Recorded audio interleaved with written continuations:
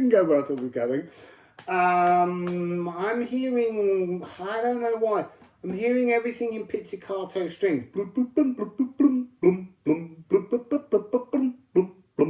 Like the Debussy and the Ravel string quartets. And I was hearing this pizzicato thing in the song Secret Love as well. Now I shouted from the highest hills. Just what's coming through. Even told the golden daffodils.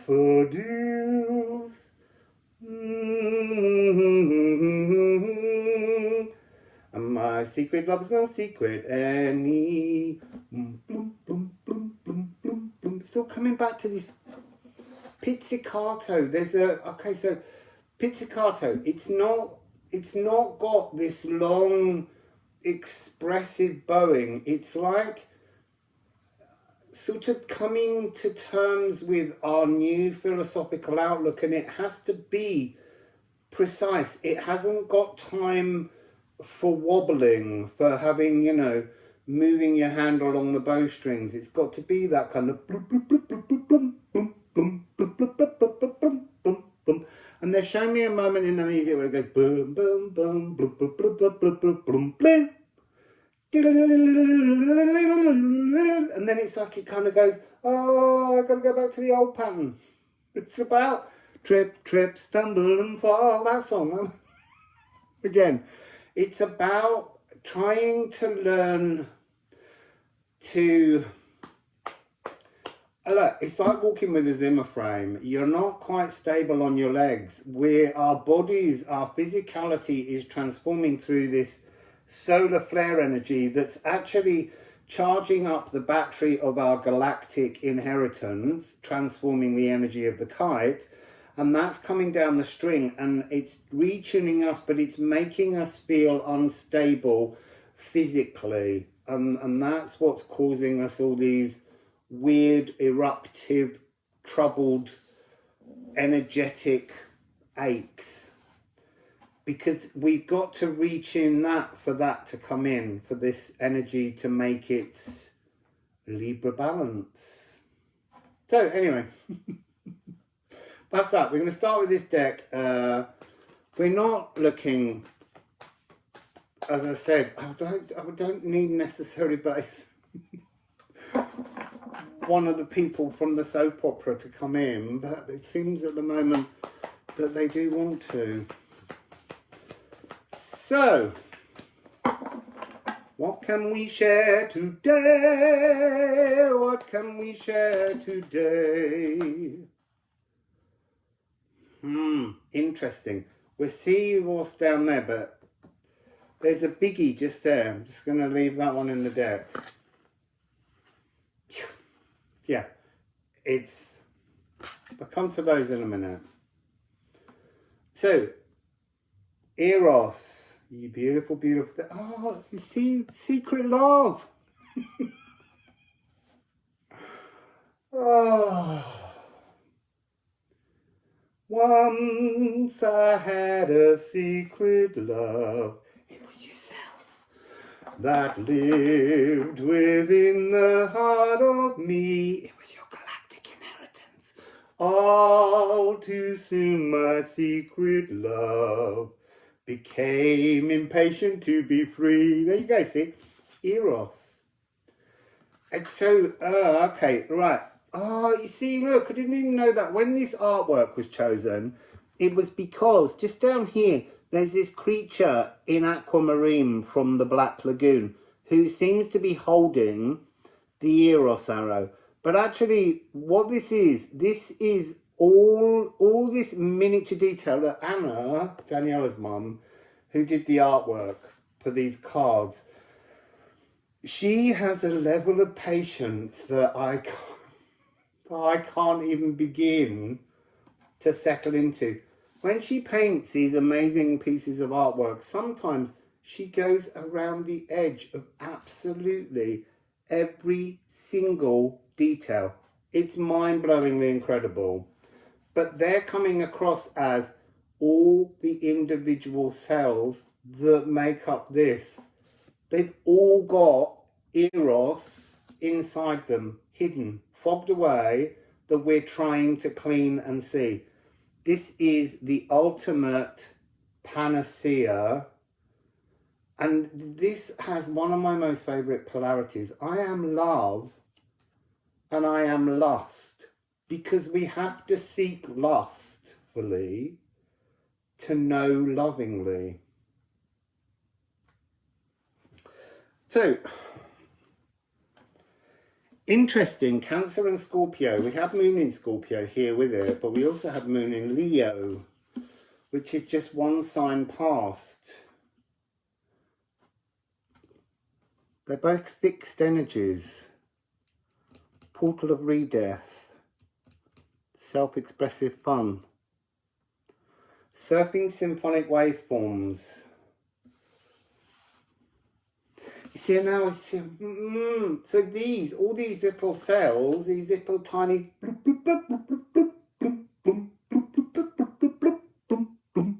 they're us focusing our intentions inside our whole cellular mainframe. So I am dissonant, I am selfish, beg your pardon, or I am harmonious, I am selfless. You see, that's just in itself, this is a really interesting polarity, because all polarities matter. You have to have both of them. You have to identify the shadow in order to find the nutrient within it, the nut within the shell. You have to crack into it. This one's about besting bête noires, but there's something about selfish and selfless that immediately comes across as kind of old school spirituality, old time religion. And that is true, but you have to be selfish to be selfless, because we're told that we just have to be selfless. You can't be selfless unless you've been inside the shadow of being selfish, because that's the school, that's the... You see, I'm being shown in my head the gymnasium at Delphi, and it's really interesting because they haven't got all of the sacred sites at Delphi open. There's loads and you can't go in them. They're closed, and that's a little bit like what the world teaches us. Don't go into shadow school and learn something that might help you break out and move your emotions into something more playful. Don't do that. No, carry on being stressed and traumatized.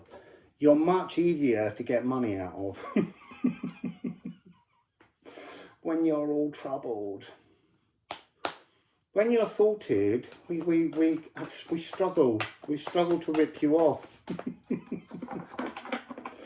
Oh, it's like, I'm not taking it, but it's just, he's winking and he's like, be healed. Be healed. So, Eros. Eros. Eros. Eros.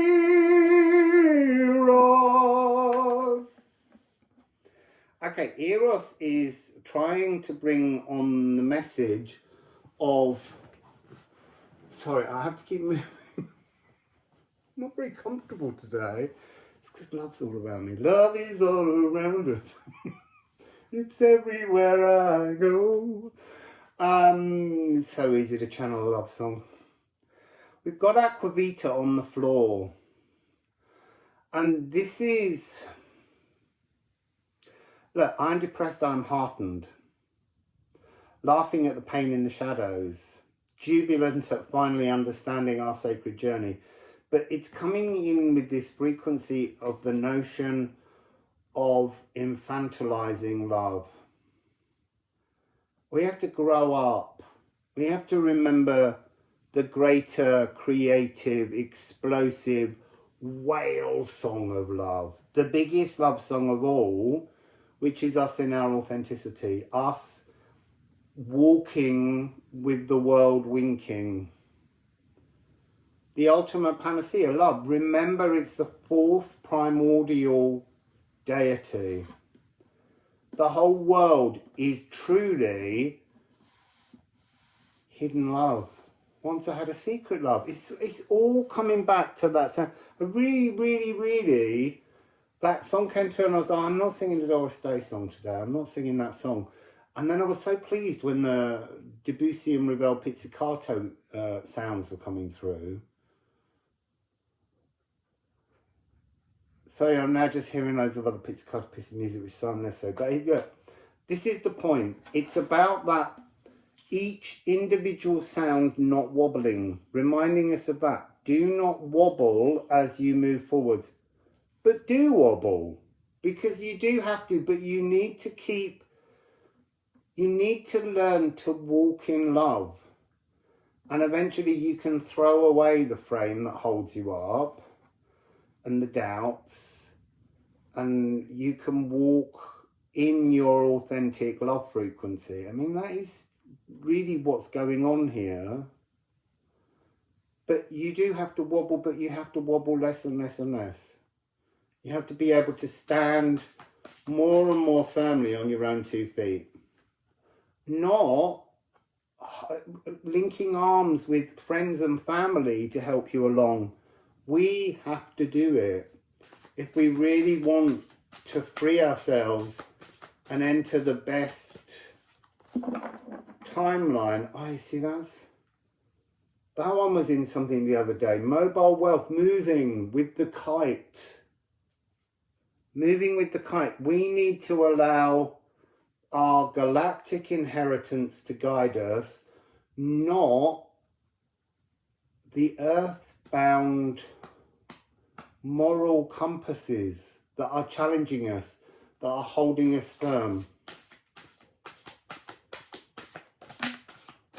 You see, it's just interesting that this one's here again.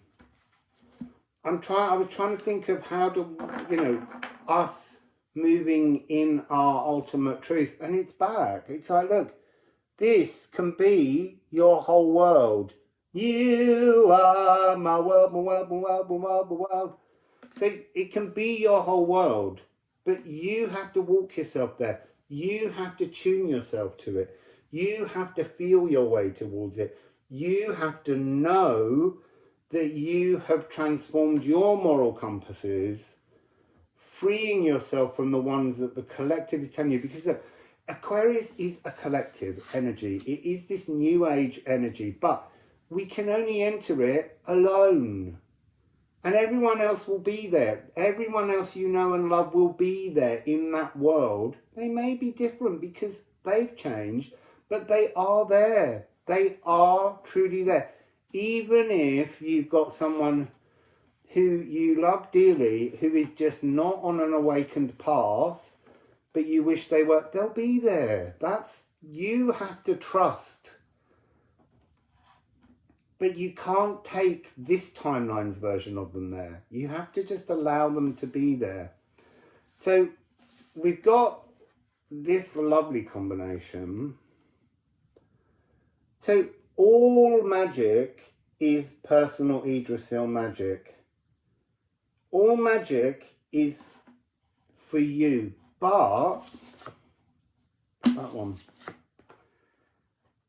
But it's the magic is between this frequency somehow. It's made between selfish and selfless. You have to understand the selfish aspects of love, which is very old earth magic, and then the selfless energy, which is very much the air epoch magic, the new form, where there's a collectiveness to it. But you got to do that. Only you can have the magic dust fall on you, pass through you. That's that Vesta epiphany point. It's only you that goes through it, but you doing it with a selfish, selfless reasoning behind it. And then reason is coming in. Reason, everything. Reason is what made the world. So, yes, this sorcery, but it's individual for the collective. but it's only working through you. Magic works through you. It can affect everybody, but it works through you. They're there in this magical other timeline. This is all to do with this notion of jumping into different kind of dimensions. I gotta take some ceramics. I haven't done that for a couple of days. It's obviously a Daniela Ana reading. Hello Daniela. Hello Anna.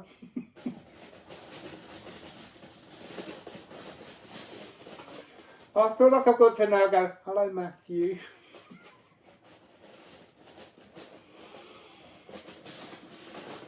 I'm also hearing hello Debbie.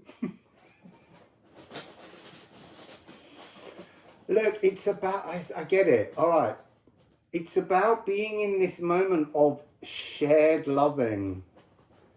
And that's part of a baseline cellular frequency that this magic needs to be at as you have your creative, explosive timeline, epiphanal moment.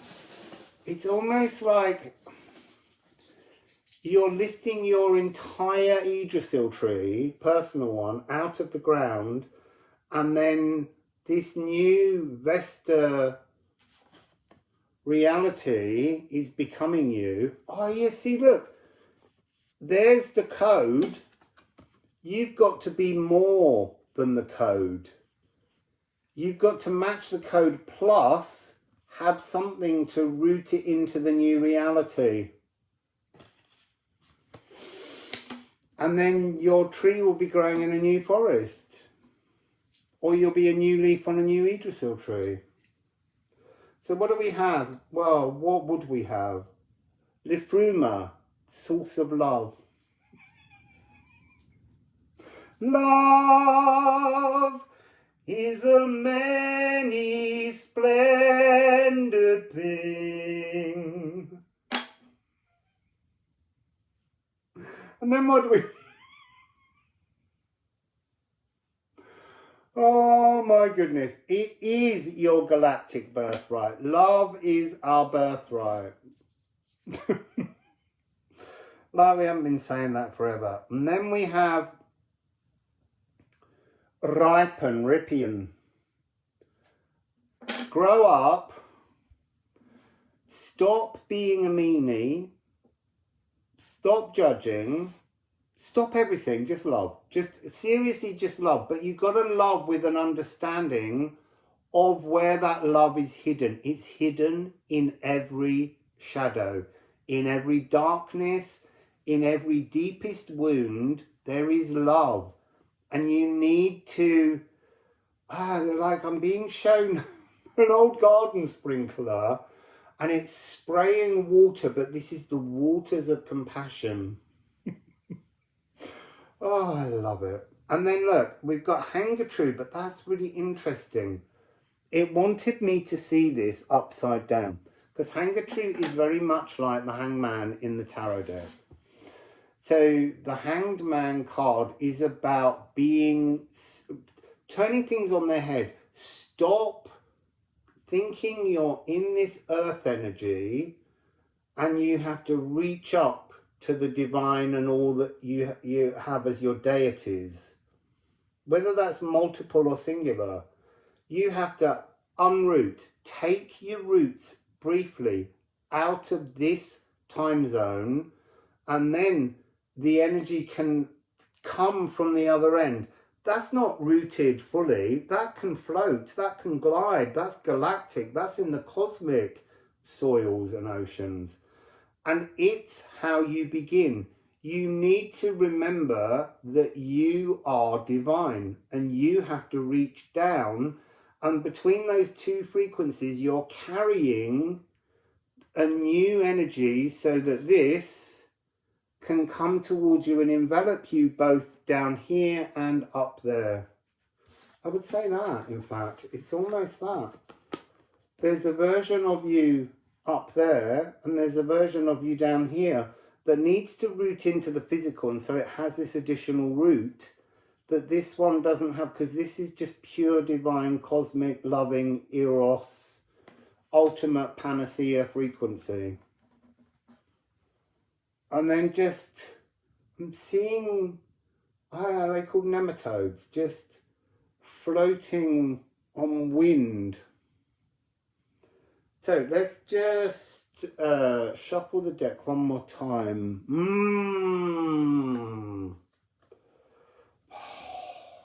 I was like, I'm just going to glance at the bottom of the deck, and I was like, I don't want that one. It's like, no, you do. That's the whole point. You do. There it is. The moon in Cancer, that is love. The moon in Scorpio frequency. That was channeled. These were channeled through Eve, Everlong Mystic, and I love the fact that that was her area that she wanted to really focus on, and every single time I just feel like she channeled it so beautifully. So like there, Eros says Cancer and Scorpio, and I was like, we've got Scorpio and we have Leo. I was like, it would have been amazing if it had been moon in Cancer. It is. And it's because you have to become, it says orchestra in residence, intuition initiations. You have to initiate this movement, but this movement, while working through this whale song portal of re-death and transformation of emotions, it has to fix back in, because this is cardinal. This is the new ideas. Cardinal ideas flow in, but at some point you have to fix yourself back in. You have to earth the love, baby. It's Eros. Eros is in Sagittarius, I believe, at the moment, with the Sun and a few others. Quite an important frequency in this party, but that's not what it's talking about. It's just giving us background information so that we understand aspects of, look, there's no sense in this because it's pure love. There's no energy where it's like, yeah, and then Aphrodite came along, it became Venus, and then I became their son, and I got younger and less important, and then I went down. But there's an energy here of tear. There's an energy of having, it doesn't matter whether I'm this great big grand thing or I'm this tiny little piece down here. I know who I am. It doesn't matter what others do to me. I'm still beneath all of it. I'm hidden beneath all of it. I'm way more important than you can see yet. And it doesn't matter. He's not even bothered whether you see it or not, because it's your pathway. He's just a beacon. It's a beacon of love. So, am I going to take another card? No, I'm not. Sorry. That's a beautiful reading. Thank you, Eros. Come and find me. So anyway, enjoy your day, and there'll be another reading coming your way in the morning. Wassail.